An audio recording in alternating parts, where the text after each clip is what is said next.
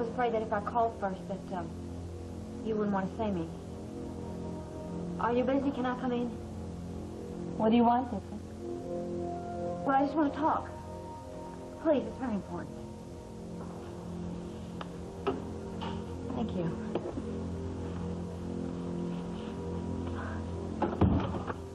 You're always so nice to me. Even after I sinned against you so bad, you're always so nice to me. Which is why I don't want to stick my nose in your business or hurt you in any way. Just say what you came here to say. I've been praying about this non-stop, and it's very difficult to find the right words. Let me spare you the effort, okay? I know that Adam has done terrible things to you. Truly terrible things, and he knows that too. It's more than just that, Brooke. Do you remember when you found Tad and I at Willow Lake? And we begged you to keep our secret, and you did. Well, there was a secret that we had to keep from you, too. What happened? Well, Jack made us promise not to say anything because of the court trial coming up and everything, and then the legal stuff and everything. And then the doctor certified that I wasn't psychotic. There was nothing the matter with me, so it never came out. Or maybe Adam's already told you this, and if he did, I'll feel dumb. But if he doesn't, you don't know. Don't know what?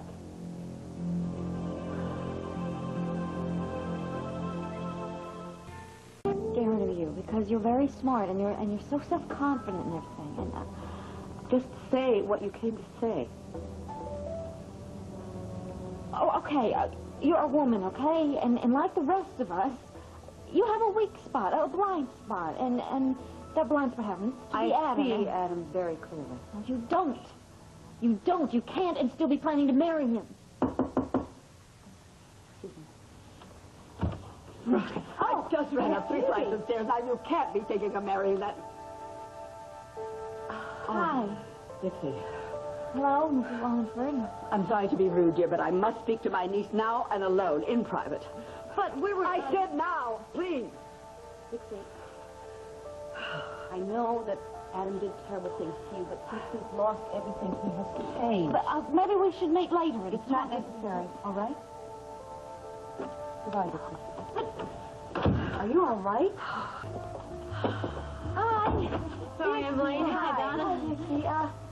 Thanks for the pep talk, really. Anytime. You call me, okay? Uh-huh. What happened? Well, I saw Brooke, and I tried to tell her, but your aunt showed up. Aunt Phoebe? Mm-hmm. Yes, she's looking very serious. She heard about the engagement. Yes, and it was fate. I mean, your Aunt Phoebe and Brooke are like mother and daughter, so I think she'll probably try and set her head straight, and I can just flat out mind my own business. Oh, that's sad. You know what? Oh, no one can fit hay into gold.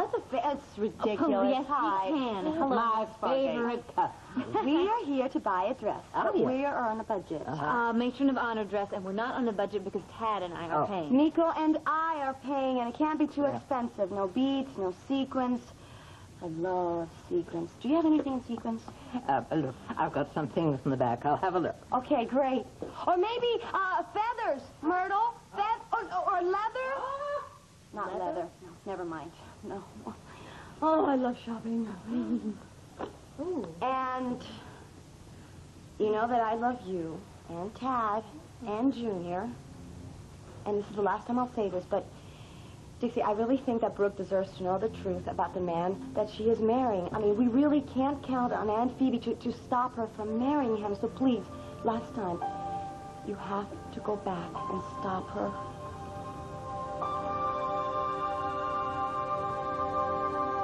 Okay. Oh, well. She's finally made up her mind.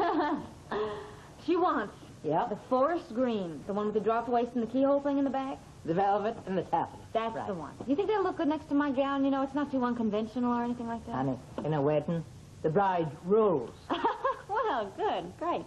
There's one more thing, though, about the dress, and you might think this is a little strange, but Cecily was wondering if maybe Mrs. Chance could raise the hem about 3 or 4 inches. 3 or 4 inches? Well, yeah, maybe 1 inch. Well, I guess Mrs. Chance can do anything. Well, great. One more thing I can cross off my list. Okay. Oh, hi, Myrtle. I'm sorry I'm late. I'm glad you're still open. Yeah.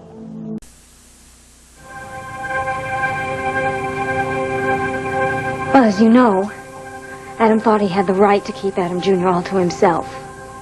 I mean, he only married me to have the baby anyway. Never cared about me. I'd certainly served my purpose. But as soon as he could, he started trying to get rid of me.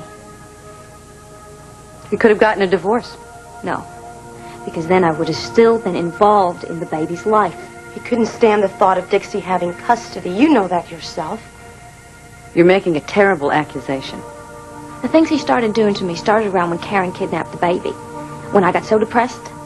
When you were being treated for postpartum depression. Yes, by a doctor that Adam had bought off. I started hearing these voices. I thought they were inside my head, telling me to stay away from the baby, that I was going to hurt him. See, Adam had set up this whole elaborate sound system in the West Wing. He was sending these recorded messages to Dixie, and also he was listening in on her conversations when she was in the house, when she was on the phone. He knew her every move. My every move, almost my every thought. This is too much. It's impossible. Brooke, this is only the beginning. This is the truth. You ask anybody, ask Joe, Ruth, Tad, Uncle Palmer, they all know Adam was trying to drive me mad. All right, besides these so-called recorded voices, what things did he do to you? Oh, he started moving things around all over the house. I couldn't remember where anything was. I mean, I thought it was me. It was horrible. I stopped trusting myself. And then he faked the trip to Singapore, and that's when all the really bad stuff started to happen. Fake the trip, Cecily. I remember when he was out of town. Oh, no. He disappeared, but he never went anywhere. He was hiding all that time up in the West Wing. Hiding? Yes. He was up there keeping track of me, and then he would sneak around from room to room using the secret passageways, and I thought it was me. I mean, everybody thought he was gone. I thought it was me doing all the violent things. What do you mean, violent things? He put detergent in the baby's bottle. Mrs. Bancroft thought I was trying to poison him. And then Adam Jr.'s clothes were slashed in his closet. The scissors were later found in Dixie's room. I stopped trusting myself with the baby. I stopped being around him. I was scared to touch him. I really thought I was going insane. And Adam finally drove me to the point where I absolutely begged him to put me away, to lock me up, because I didn't want to hurt Adam Jr. See, Brooke, that's exactly what Adam was waiting for. He had Dr. Snow on his payroll, and they were both going to keep Dixie in Laurel Hill forever. Look, you had family around you. You know, if you thought you needed help, you could have gone to Palmer. He could have gotten you a psychiatrist. No, I was too ashamed to go to my family. And I trusted Adam. Having yourself committed? Adam had me believing it was for the best. And I would have done anything for him. You know that, anything. Especially when the last thing happened. When it looked like I had drowned my own child in the bathtub. That was a horror that I just could not live with. Adam set it all up. How? I'd had this nightmare that my baby was floating face down in the bathtub and that I had done it. See, Adam knew about the nightmare, so he took Adam Jr.'s teddy bear and put it in a bathtub full of water and made it look like Dixie had done it. I thought I had killed my child. He wouldn't. Look, Dad was able to prove that Dixie was not alone in the house long enough to do it. She had been with Laney. She could not have done it. After that, we started to discover all the things and what Adam had been up to. But by then, I was in Laurel Hill. Look, I'm sorry to have to tell you all these things, but if you went ahead and married Adam, without knowing what he's capable of, it just wouldn't be right. It's all right. I'm sorry that you had to go through those things. Look, are you okay? Yeah, don't worry about me. I'm a great believer in the truth. Tell Myrtle that I will, give her a call. But please, wait. Should we go after her? No, I don't think so. I can't tell if she believed us. Me either.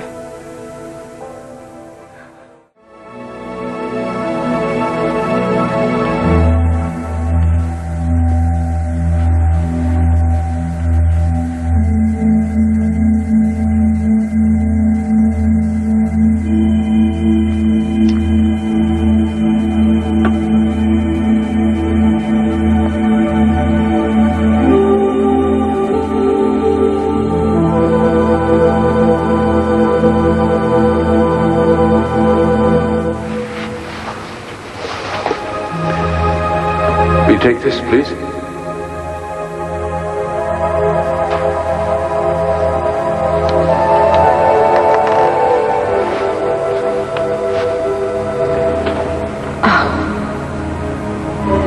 This is magnificent. It's nothing compared to you. Why? I thought maybe it could mark the occasion. What occasion? I was going to announce it later, after we talked. What were you going to announce? Our engagement. Brooke, will you marry me?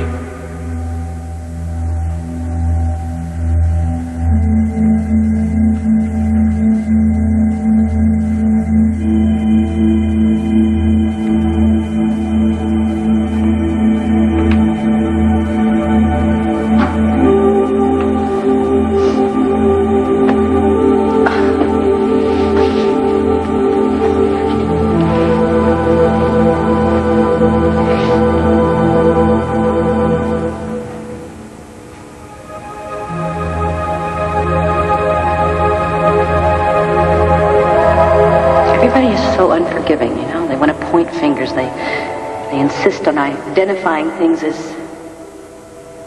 evil. I'm many things, but I am not evil. I know you're not. I know you're not. And I'm very glad that you've told me everything. You have. My life is an open book to you.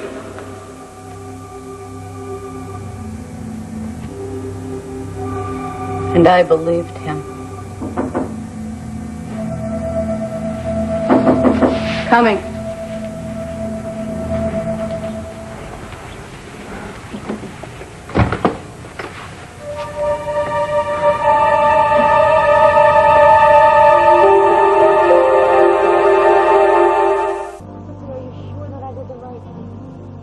Did I have to interfere?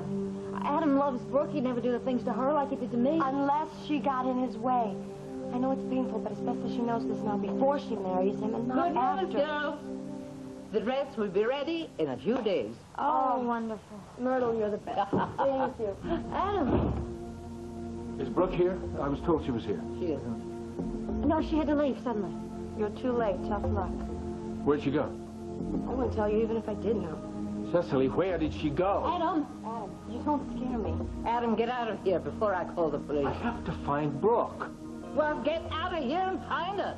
Leave us alone. You know, I wouldn't be in such a hurry to find her if I were you. What? Billy, don't. Brooke knows everything. She knows everything you did to try to make Dixie insane. Told her? Yes. Brooke wouldn't give you the time of day. We'll see about that.